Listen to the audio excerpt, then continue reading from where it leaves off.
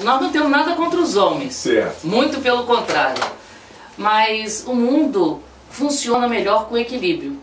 E se nós tivéssemos nas casas de representação, como no Congresso, aqui na Câmara Legislativa, um equilíbrio maior entre homens e mulheres, nós teríamos uma atuação, eu acho, mais positiva. Por quê? O homem tem mais razão, ele funciona com a razão.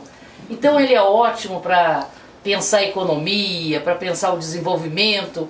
A mulher, ela funciona mais com a emoção. E aí ela tem aquele olhar para o social, para a educação, para a saúde. E por isso que eu acho que nós estamos passando por uns tempos que cada vez mais a educação está pior, cada vez mais a saúde está pior, porque é da natureza de cada um de nós, né? Um homem ele não consegue pensar como uma mulher e uma mulher não consegue pensar igual ao homem. Verdade. Então esse equilíbrio sempre é muito bom, até por conta da nossa maternidade, da responsabilidade da mulher, assim, não é que o pai não tenha, o homem não tem essa responsabilidade, mas é a mulher que cuida da criança, leva para a escola. Isso em 95% dos casos, até para poder justificar a exceção, para poder justificar a regra, né? Mas bom dia, deputado. Mas cada deputada lá vale por duas, né? Pois é, tem isso também. Eu estou achando que vale um pouquinho mais. Tem um olhar diferenciado. Eu tô achando que pelo menos a gente faz muito barulho. Isso. Porque é o seguinte, escolheram a dedo, né, Pop? As deputadas são bravas demais. Nossa Senhora! Ave Maria. 7h37. Você é casado? Não. Não? Não. É por isso que a gente fala que a gente é muito bravo, mas todo marido sabe que em casa ele pia fino. Agora 7h37, estamos com a deputada Eliana Pedrosa ao vivo aqui nos estúdios da Rádio Nativa FM, nos Cabeças da Notícia. E a gente falando dessa sensibilidade da mulher, a deputada tem um projeto aqui muito especial que é o Vagão Rosa. O que é o Vagão Rosa, deputada? Pois é, foi agora para a sanção do governador, a gente espera que transforme lei. É importante destacar que esse projeto é de uma autoria conjunta com o deputado Evandro Garla e nós vivemos um tempo de ações afirmativas. Enquanto você não tem a verdadeira igualdade, é importante ter ação afirmativa, inclusive o Supremo Tribunal Federal reconhece a constitucionalidade ao reconhecer o sistema de cotas para negros nas universidades públicas. E nós temos hoje uma realidade que as conduções, seja um ônibus, seja um metrô, de superlotação. No ônibus não dá para fazer reserva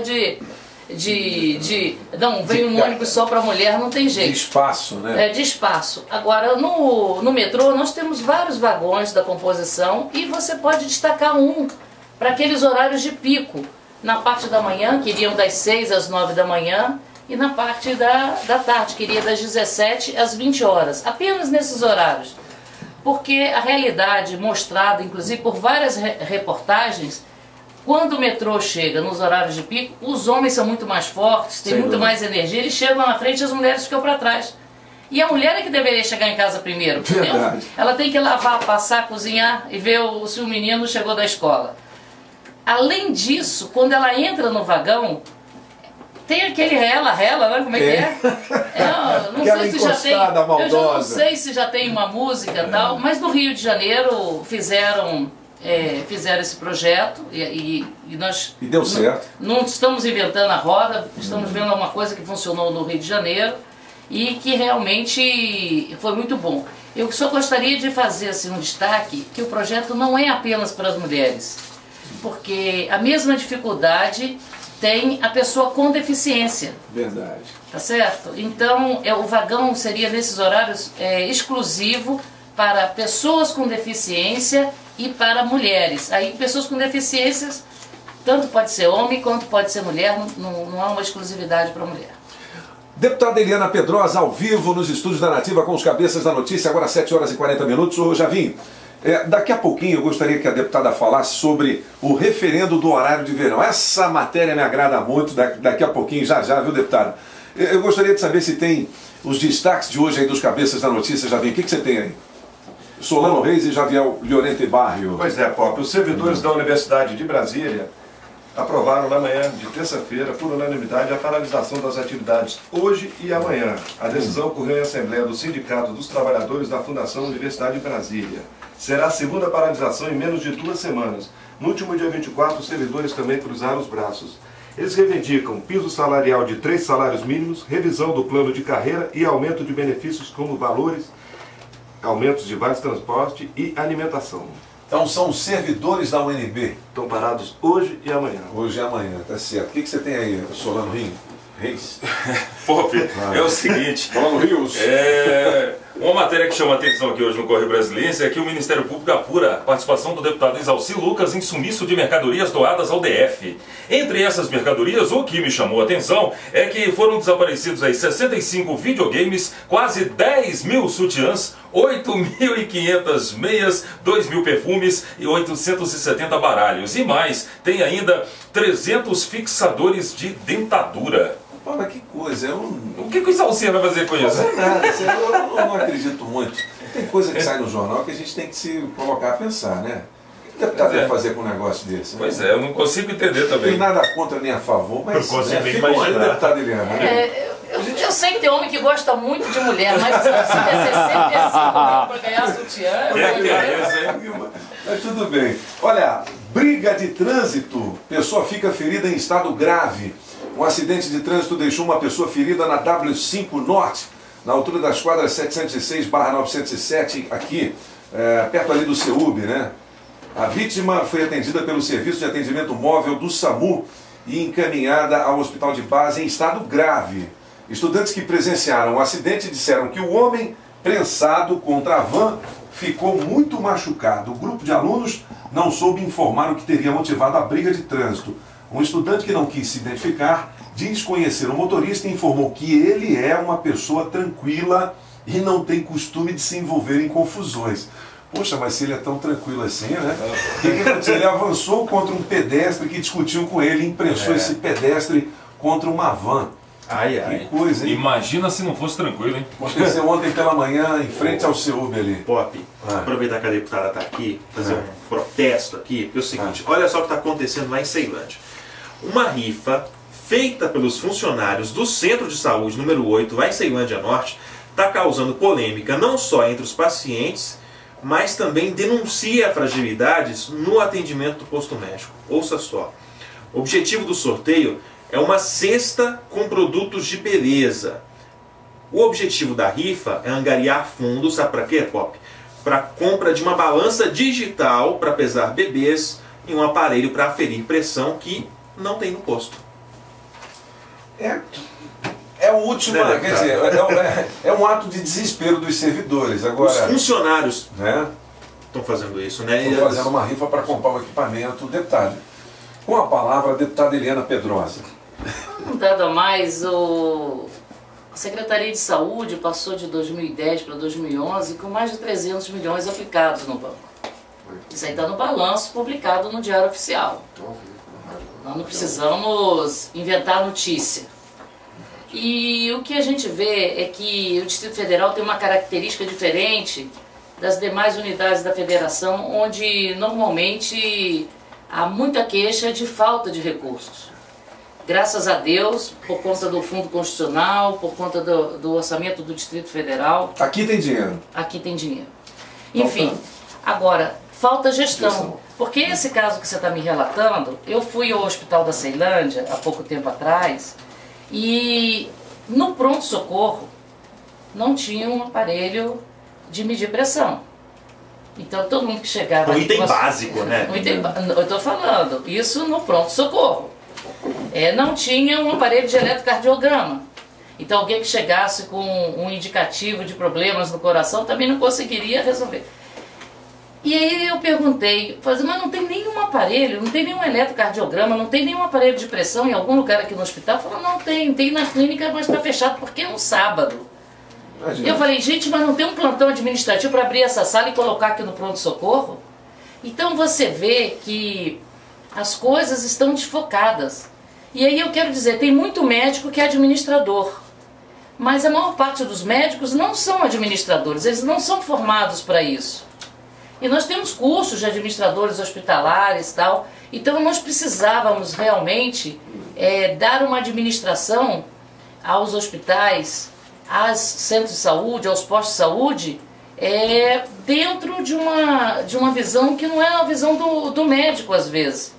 Né? Dentro da visão que não é do enfermeiro, que não é de alguém fora do sistema, mas alguém que foi preparado para entender o sistema e fazê-lo funcionar. E não precisa ir muito longe, eu estou falando, eu não preciso também ser uma administradora hospitalar para saber que tem que ter um aparelho de pressão num posto de saúde, num pronto-socorro. O hospital de base, eu só quero dar um testemunho de alguns dias atrás, não foi alguns dias atrás, já tem um pouquinho mais de tempo, mas também não tem aparelho de pressão. No hospital de base? No hospital de base. Aquele aparelho de desfibrilador estava sem pilha para ressuscitar a pessoa que tivesse uma parada cardíaca. Quer dizer, às vezes você faz grandes investimentos e aquilo que para funcionar o dia a dia não tinha. No hospital de base, há 2 anos atrás, eu tive que comprar termômetro para deixar no hospital, lá no pronto-socorro, porque nem termômetro tinha. Então é uma dificuldade, é uma questão cultural. É uma questão cultural. E eu sempre digo, olha, para você ser vigilante você tem que fazer um curso. Para você ser camareira você tem que ter um curso. Para você ser o gestor de um estado, de uma cidade, para você ser um deputado, para aprovar leis, para fiscalizar, você não precisa nem ser alfabetizado. É só escrever o nome. Escrever o nome perante o TRE, bacana, você está preparado para conduzir os destinos do país. Não é que a pessoa que não tem escolaridade, ela não tenha boas ideias, ela não tenha boa intenção. Mas nós estamos cansados de ouvir falar que às vezes você está lá votando o projeto, chega um submarino dentro do texto. Como é que você vai identificar o submarino? Você não consegue nem ver o mar? Esse é o problema. 7h47, estamos ao vivo com a deputada Eliana Pedrosa, nos cabeças da notícia, nesta manhã de 9 de maio de 2012. Fala, Solano. Ainda dentro desse assunto de saúde que a deputada está falando, tem uma notícia aqui que bebê prematuro morre no Hospital da Asa Norte por falta de leito na UTI. Ele morreu por falta de atendimento. No Agarran? No Agarran. No Agamib. Agamib? Aqui fala Agarran. No Agarran? É o Hospital Regional da Asa Norte Agarran. Por não haver leito disponível. E a secretaria informou que o hospital não tem essa especialidade, então que por isso aconteceu isso aí. A Secretaria de Saúde deu essa nota. Bom, vamos falar agora do referendo do horário de verão. Deixa eu voltar um pouquinho. Deixa eu reverter um pouco aqui. Eu não consigo ficar calada. Eu fiz uma proposta de uma CPI da saúde privada na Câmara Legislativa, até porque a oposição sendo minoria, nós não teríamos a menor possibilidade de aprovar uma CPI da saúde em geral ou da saúde pública. Então eu falei, não, pelo menos a saúde privada nós vamos conseguir apurar.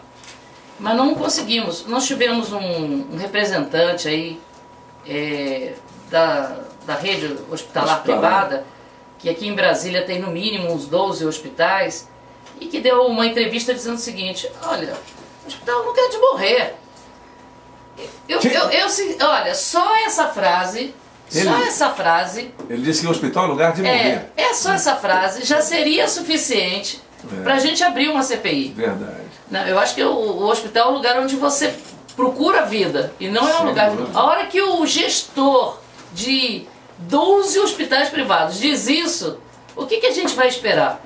Quando você vai no Agarran e diz, olha, não é a nossa especialidade. O Agamib tem essa especialidade para atendimento a esses casos de neonatal graves.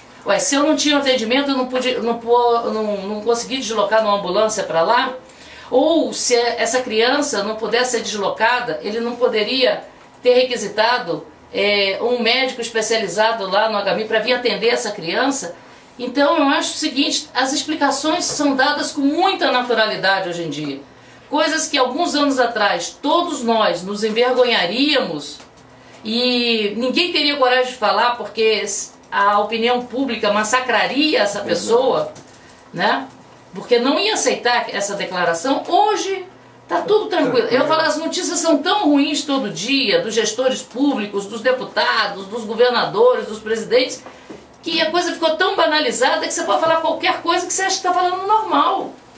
e que as pessoas vão ficar aqui. E tem ficado. Então eu quero parabenizar aqui, pelo menos você destacou que essa notícia é uma notícia importante. Sem dúvida. Uma vida é uma vida, não tem preço, não tem preço. E todos nós temos que ficar absolutamente indignados com as pessoas que demonstram falta de sensibilidade.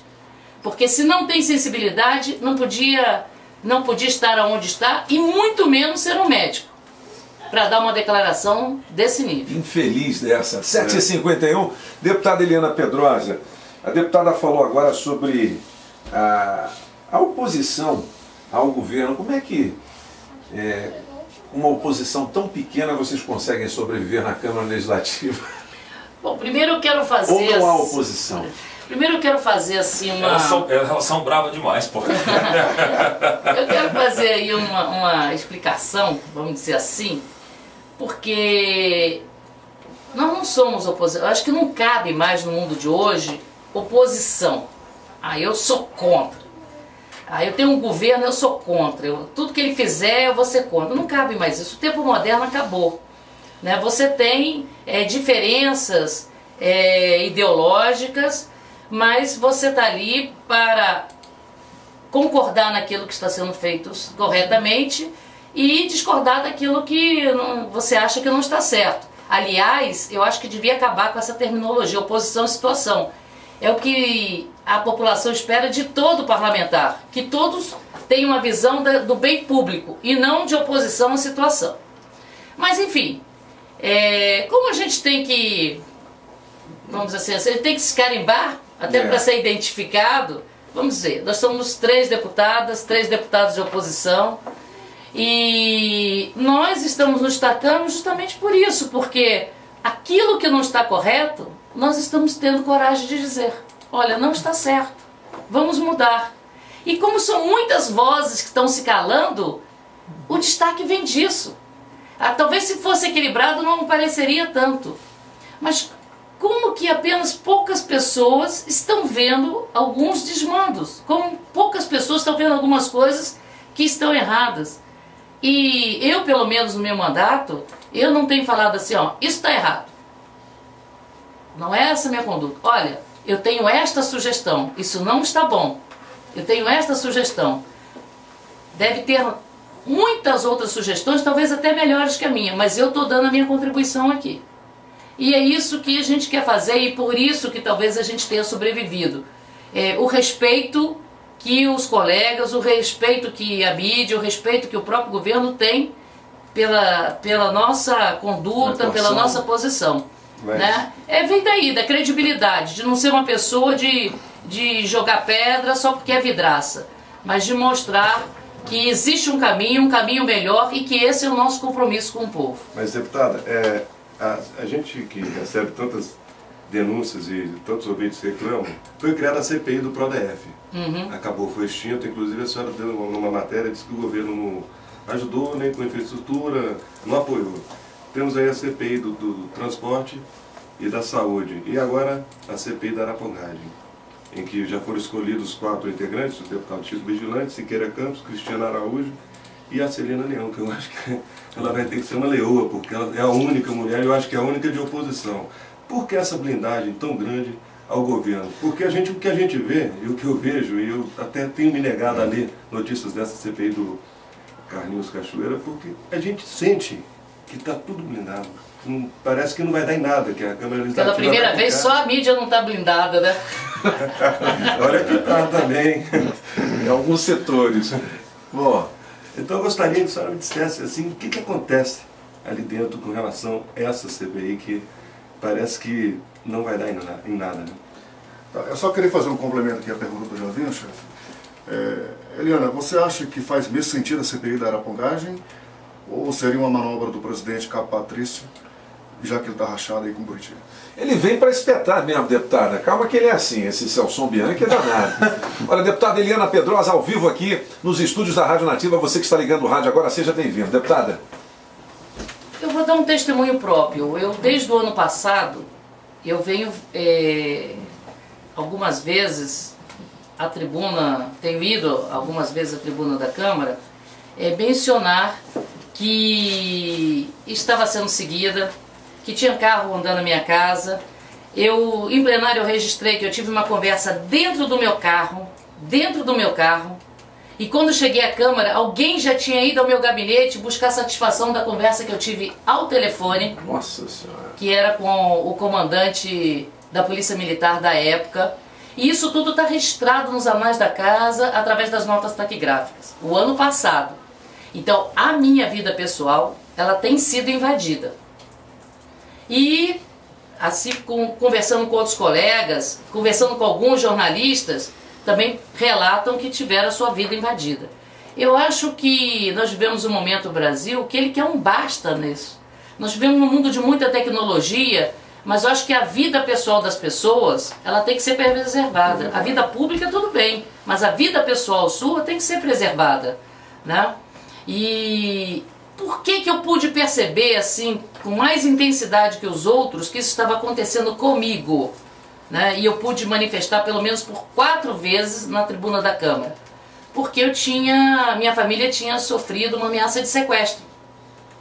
Em função disso, nós recebemos orientações, né, de pessoas ligadas à área de segurança e da própria Polícia Civil, e a minha casa, nós começamos a ficar atentos do que acontecia à nossa volta. Se não fosse isso, eu tinha passado desapercebido.